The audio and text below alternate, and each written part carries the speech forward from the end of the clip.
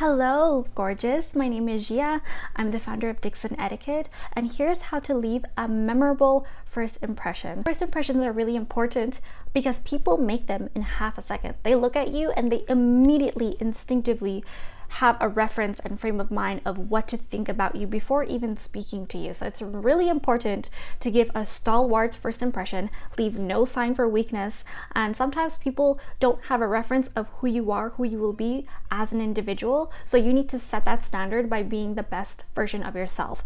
And I just want to remind you that people, though others are going to judge the book by its cover, you are the first and foremost to do this of not judging a book by its cover. You're not going to give them any excuse of why you would have something negative to criticize you about. So first things first is to smell good. Why smell good? If you pass by someone and they're not looking at you, say they have their back to you, and you smell so good to the point that they do a double take and they think, wow, that was lovely. Who was that? You never know who will change your life. So be kind to everyone around you. And this is in the form of consideration of actually smelling good. And I'm talking about, it doesn't necessarily have to be that you're wearing a beautiful perfume or fragrance. It can just be that you showered, your grooming is on point, and your clothes smell so fresh from the laundry that that's the natural smell that you have, and that smells good. A lot of people find the smell of laundry to be fresh and lovely and sometimes even romantic. I remember years ago I first met my husband and I asked what he was wearing, and he didn't wear a lot of perfume at the time. When he was relaxing on his off days, I would just catch him while he's doing chores and it was just the smell of laundry. Smelling good doesn't have to be anything fancy. It's just a matter of grooming, a matter of making sure that your clothes are clean. And it's important, you never know who's around or who is going to pass around you. However, when you're in the professional space, like professional etiquette is to not have anything fragrant that is particularly very strong. So say you leave an elevator and that smell is still lingering in the elevator when you used it and you're not standing there anymore, but your fragrance is still there. That's not a good sign.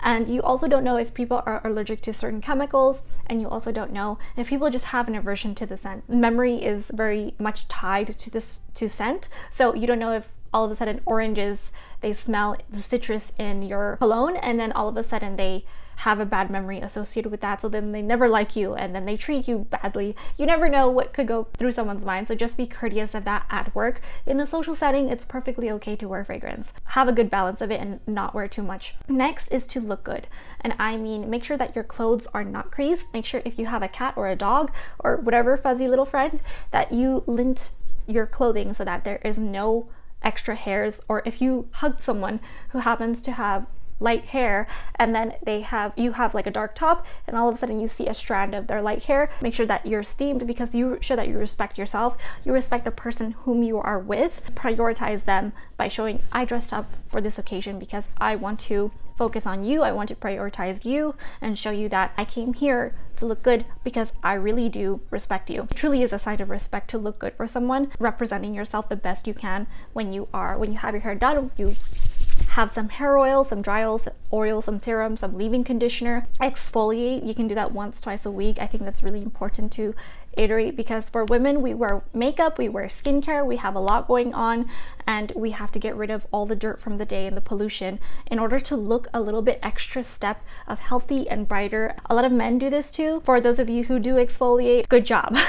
For those of you on top of a really intense skincare regime, I'm really glad that you're doing this, but it's a lot of high maintenance work trying to prevent yourself from having to do the harder work of undoing or turning back the time when it comes to damage that's already been done. Next is be positive. So people are always going to remember someone who is positive, or people are gonna easily remember someone negatively if they are negative. Everybody has problems. Everybody has their own issues going on. They're not gonna vent it out to you, and people pay top dollar to a therapist who really can help them solve their problems. Do not treat people like a therapist. Do not treat people like they even have an ounce of wanting to listen to your problems. You want to be the light. People are drawn, literally lean in and listen to people at parties and social situations when someone is bright, when someone is light, when someone makes them laugh and feel good. So you want to be the person who, you don't necessarily have to be funny, but you want to be the person who doesn't give people more problems, because nobody wants to, like, you want to be the happy-go-lucky, you want to be the light-hearted person who people can lean on to and want to be around. You get more friends, you make more connections that are new, you establish newly formed friendships through this. People just want someone who makes them feel fantastic fantastic all around, because we all have our problems, we all have our issues, and if you check notifications on your phone, they will come all day long, which is why I like to put on do not disturb, because notifications will come even when your friends are sitting there, so don't check them.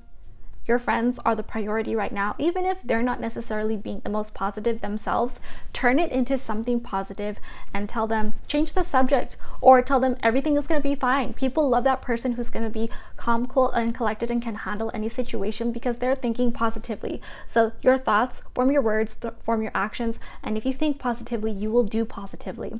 People want to be around that. This should be a no-brainer. Keep the complaints to yourself, keep the nagging to yourself.